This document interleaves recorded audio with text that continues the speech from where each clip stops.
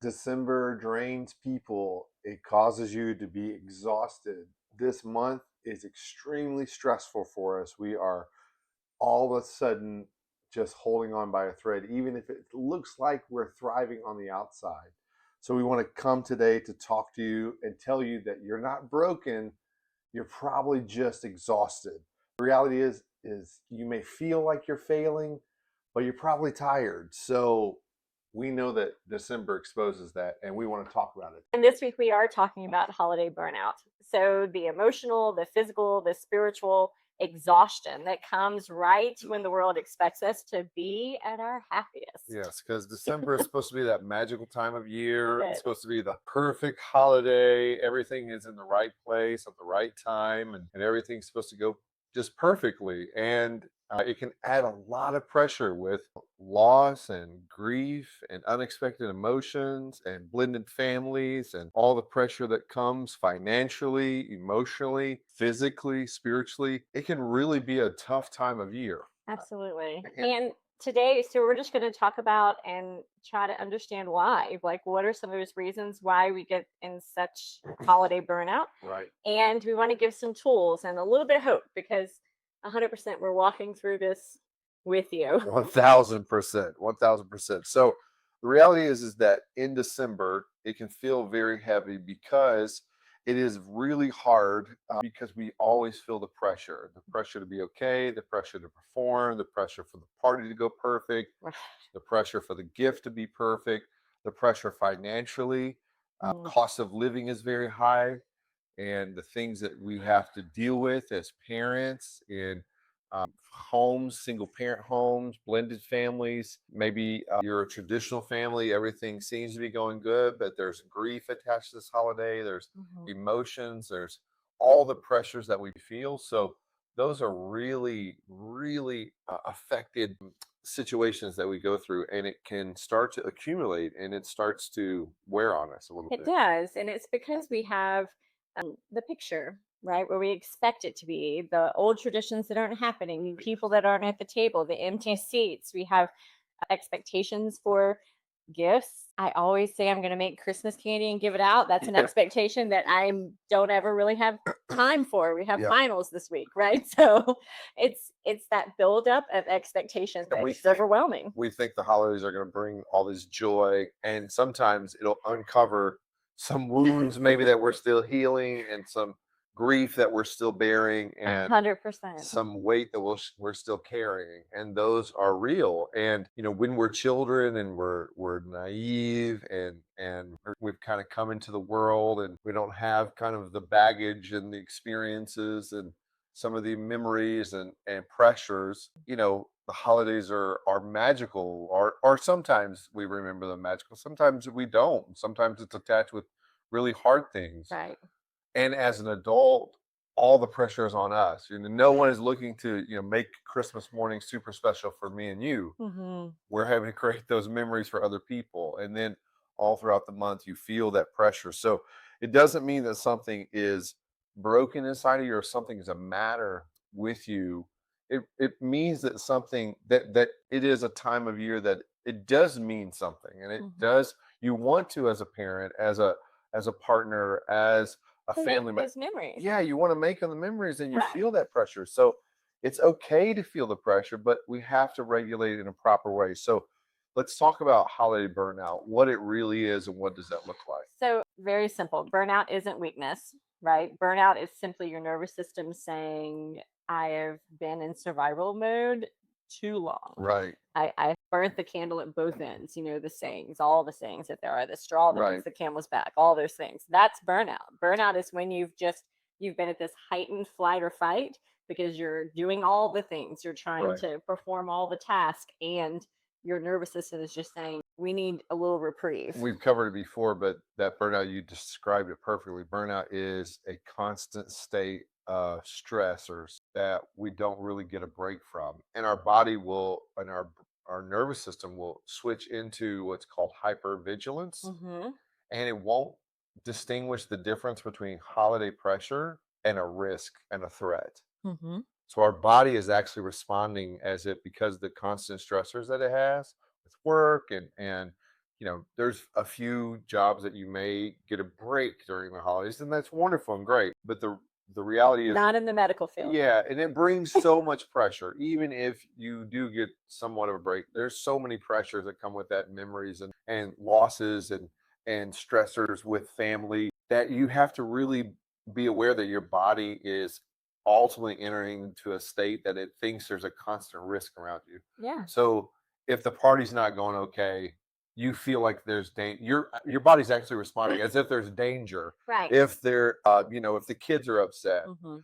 if the past shows up, if some memory shows up, if someone is disappointed, all of a sudden you're feeling all these emotions that are, and your nervous system is telling you there's risk. Right. Like someone's breaking through the window. It's like everything's heightened. Yeah. It's that you're so close to the boiling point all the time that it's very easy for things to spill over. And that's not really what it should be. No. Right? You should, the difference between, your body can't tell the difference between holiday stress and immediate danger. And that's a problem.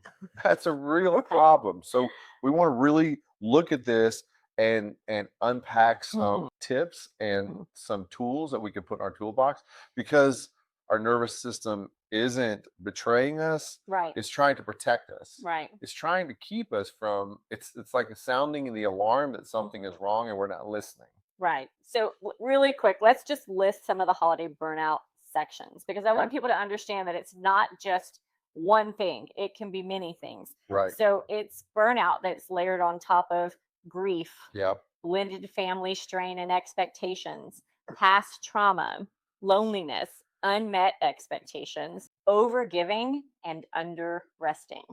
All of those things is that emotional weight that we carry during the holidays that we're adding on top of all of the things that we already have in our life that are a stressor. And then we're adding on top of it that Yeah. perfection of the perfect cookie, perfect gift, perfect tree, perfect holiday memory, Sure. you log, whatever mess that we're trying to do. Right. And what happens is we experience something that triggers a massive emotional response. Mm-hmm. And then we wonder, where did that come from? Right. Why did I react that way? Why did I have this breakdown? Why did I lose it in the middle of the store? Or, having a conversation. Maybe something was upsetting or maybe caused you to feel a negative emotion. But then you go from, 0 to 100 in point, Yeah. 0.006 seconds. Right. And it's because you're actually experiencing Yeah. all these pressures that you haven't, your body's been trying to tell you, and your nervous system has been in that fight or flight mode, and you're not paying attention to it, because we want to, we want to, holly jolly our way through the holidays, and that's just not what's healthy for It's us. not healthy. It's It isn't. not. So we're going to go through some tools now. These are tools. They're not going to fix your whole December. They're not going to make everything perfect, and it's not going to make everything right. We're not promising that in any way, shape, or form. But these are just some tools to maybe help you breathe a little bit during this December and during the holidays. This is a good rule that you can use in. It's something we've used, and we can be better. Today I could have used it a little bit better, and it's a 10-minute rule. Mm-hmm. Maybe it needs to be 15 or 30-minute, whatever that is, but let it be a set time that you establish with the people that are closest to you, so that you don't wind up letting that stress, that pain, whatever it is, let it become like an eruption that it's targeted towards the people that we love the most. Unfortunately, they catch that collateral damage. So the best way to describe this is let yourself have a timeout. Mm-hmm. Regulate. Whatever you have to do during that time to regulate, there's plenty of times when you'll say, Matt, you need to go run. It can be a mile around our neighborhood and come back and, okay, I can think clearly. Maybe you need to take a walk. Maybe you just need to go in a prayerful place, your prayer closet. Maybe it is just some listening, music, something that calms you, but something that's going to help you not avoid the situation, but you regulate your emotions to handle the situation in a better and more healthy way. Because it's like, don't go into conflict when you're hungry. Yeah. Halt. Halt. Yeah. If you're hungry, or if you're angry, if you're tired or lonely, you Mhm. need to follow. Those are real. Those are real things. Real You things. can. It's not avoidance. You're just literally saying, "Hey, let me make sure that my battery's charged up enough that I can handle this Mhm. pressure or this emotion, this this feeling, this loss, this complication with family members or expectations." So that's Stress. We got a lot going on, and we're going to give each other 10 minutes. yeah, That's just, we're going to take a little time out. Parents need timeouts too. yeah, Just going to take a little time out and go sit in a quiet place and just reset. right. Sometimes we just have to And reset. it's holy to do so. It is. Jesus in his ministry took a break, and it's okay for us to take Take a a break. break. It's okay for us to take a beat, and it's healthy. It actually adds to and not takes away from. For sure. So here's a couple of others. Tool number 2 is deep breathe reset. I really like this one, and I've actually started doing this because we had been doing like box breathing. And this one is a little different because the longer exhale, it tells your brain that you're safe. It Yeah. gives you a kind of helps reset your nervous system. So in this way, you inhale and count to 4, you hold for 2, and then you exhale for 6. That's a long one. It is a long one, but is that you're like, I tell myself when I do it, I'm inhaling grace and peace, Sure. and then I'm exhaling all of that stress and negative emotion and all the mess that's got me in knots. And we follow a gentleman on Instagram that he uses his hands to do so. Makes big circles Yes. and then pushes it all out. Yes, You know, I all our love it. for all our people that dabble in their Eastern meditation. There's something. There is something in breath work. It really is. Father Richard Roy is a good example of meditative prayer. Mhm. There is something to regulating our breath, getting our body calm in a state of peace, and there's plenty of explanations in Scripture even of rest, sila, meditating, and making sure that the still small voice is able to kind of speak to us again Mhm. because we get out of alignment really fast and really easy. Very quickly. And that's a big one. Another thing that we can do is, and a little bit is grounding in that Mhm. same vein, is when it really gets, the pressure goes, all the gauges all the way out. We Mhm. have to have kind of an immediate response. You have to ground. Mhm. So grounding is simply naming things that you can see. So you're focusing on not what you feel, but you're getting out of that emotion, Mhm. immediate emotion. So you're naming something that you can see. You name something that you can touch, and it would be good to touch it and feel it and focus on that. And then what can you hear? Mhm. And those are just things that you pulls you out of that negative panic. Mhm. And this is when things have really gotten. You have to use some grounding techniques, but Yeah. grounding techniques are very helpful. And these are I feel like in my brain, it's like when you're at the dinner table and a conversation gets very heated, you can very quickly be like, okay, I yeah, can see yeah, the meal on the table. I can touch my napkin or my fork. I right, can hear the music playing in the background right, and allow yourself to come back to center and not be pushed into a position that would sure, cause you to maybe regret what you say or how you behave. right, I feel like grounding is something that you can do very quickly if needed. I know that there are other grounding techniques. It's the 5, the 4, the 3, the 2, like when you're having a severe panic attack. And that is an amazing tool that we've used with the girls, even when they have panic issues. So, but grounding, I think, is beautiful, and ourselves for sure. yeah, Another tool is a journaling prompt for when you're burned. So you can write this question and write, what am I carrying that isn't mine? There are so many things that we carry that aren't ours. We can be carrying resentment or bitterness for someone else. We can be carrying pressure of perfection that right, was like the Nutcracker that I thought I went and saw as a child, and I wasn't taking the grandbabies. Yeah. Like we can carry things that aren't true and aren't real, and that aren't ours to carry, and Right. we can lay those things down. And sometimes journaling that, you really will be shocked by what the list is when you start naming, what am I carrying that isn't mine to carry? And most of it isn't yours to carry. It's not. The anger, the resentment, the stressor, the shame. As long as you're showing up in the present, Mm-hmm. that's where the divine can is 100%. being showing up, being present, pointing toward the highest good, and making progress towards.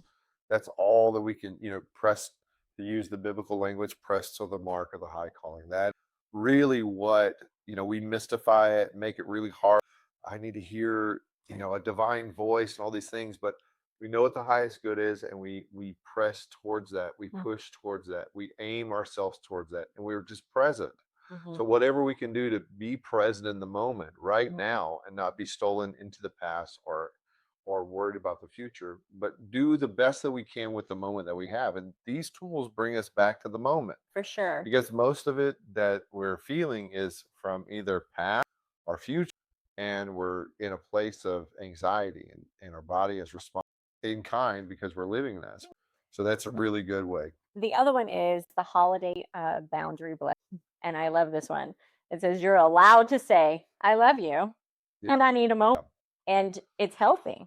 And it's okay. And I think that if you teach people that you have a boundary, they'll respect it. Right. It's teaching yourself that you're okay and you're allowed to have a boundary. Right. One, but then teaching the people that you love and that love that it's okay to have a boundary, and it's okay to not cross those lines. Right. We often think if I set this boundary somehow, it's problematic. But if you come from an explanation of, I need to show up at my best, and for me to do so, I'm going to need to prioritize. I've only got so much room on the plate. We just got out of things. We bought, extra large plates so we can all the food, and All the things. you still need more room, and you run out of room. And that's when you're overeating, overindulging, and causing problems. The same is true for us emotionally, and we're bringing on too much because most of us have lost someone, and the holidays heighten that sense, and those emotions will come. Most of us have a lot of pressure on us financially. Most of us listening to this, relationship strains that even when things are going great, there's still just that pressure to perform, that pressure to get it right and let everything be perfect. Be careful not to overextend yourself, especially in things that don't really, like, is this really a hill that you're willing to die on? Is this really something that you're willing to give everything towards? Yeah. Are you willing Let me give your piece away. That's a really just a marker or a measure for yourself. Is this something that I'm okay giving up peace towards? And there are some things There that are. absolutely you need to show, but most of those things aren't that important. I think a lot of it can be, like you said, it's the past, and it can be ego, and it could be pride. It could be a lot of things that aren't necessarily pointed toward the highest good or pointed towards our best self. The next section is really understanding that rest is God's idea, and in December we're not really good about sticking to rest. And I can't stress this enough. Rest doesn't mean scrolling on our because we've talked about the dopamine situation before and how we're just getting these small little dopamine hits, and we don't really feel the real spike of when we should, and when we should feel really excited or an accomplishment or some joy. And so it steals from us. So resting is not just kind of endless scrolling. It's being really intentional. You have to be intentional. Understanding that even Jesus in his earthly ministry, he rested. He stepped away from the crowd. Stepped away the task supposedly. Well, he slept in the boat. Yeah. During the storm. Right. Right. Before he went and prayed and rested and went by himself, right, to spend time with the Father alone. Before all the big events happened, right? So he did several times. He went away by himself, took solitude, and rested. It's not, rest is what fills your cup. The most broken commandment of the 10 Commandments, probably in modern Christianity, is observing a Sabbath and keeping it holy. And Sabbath was man wasn't made for Sabbath, but Sabbath was made for man. Mhm. Sabbath is an opportunity for us, and if you really study Sabbath, it's really, really intense, and the intensity is intentional to cause us to really focus on what matters, to reset, to give our minds, our bodies, and our spirit, our soul, a chance to refill, slow down, Mhm. so that we can then. Too many times we're like we burn the candle at both ends. Let's keep going and the hustle and the grind, Mhm. and we don't learn how to rest. And Right. it's really holy. It's really something that's redeeming for us. It's obedience. It's trust. It It is. really is. It Yeah. really So this is encouragement for December. If you feel overwhelmed, if you feel behind, if you feel emotionally thin, you're human and you're loved. absolutely. We want you to know that you don't have to walk through this month. That's a big talk, big takeaway that we want for each person. God is near to you, Mhm. even when you may have a tear that you're crying, when you're carrying a heavy load. He sees every quiet task that you're performing, every act of love that you're giving, and He promises that He'll be close to the weary, and He invites us to take on His yoke, learn how to rest. Yeah. Learn how to rest in Him. What is that? That's the highest good, the highest love. Learning how to rest in that high, Mhm. so that we don't lose the whole purpose of why we're in this season. Right. And remembering what this season is. 100%, 100%. And I And we miss it. we do. We get sucked into commercialism and that we got to go here and we got to go there, and every night of the week's got an event, and It there's a is. school concert and Right. a friends thing and a family. All those are good things. None of those are Things. bad on their. And at the same time, if we're not intentional, we will fall into a trap. We'll overload our plate. 100%. So we just want you to know: be gentle with yourself. Mhm. Give yourself grace, so that you month. For sure. Oh, This year. yeah. And I've seen so many places on social media and different things that I've read this last week that everyone is saying, finish your year, and then they mark out the word strong and put soft. Like, finish your year intentional, finish your year on purpose, finish your year as your best self, not trying to mark off everything on your bingo card that you made for last year or for this year, or accomplish all the last minute goals or be everything to everyone, but finish softly and purposely. You have to take care of yourself so that you can take care of others. You have Absolutely. to. This isn't a selfish move. It's self-care is an act of love towards those around you, because then you can show up a better version.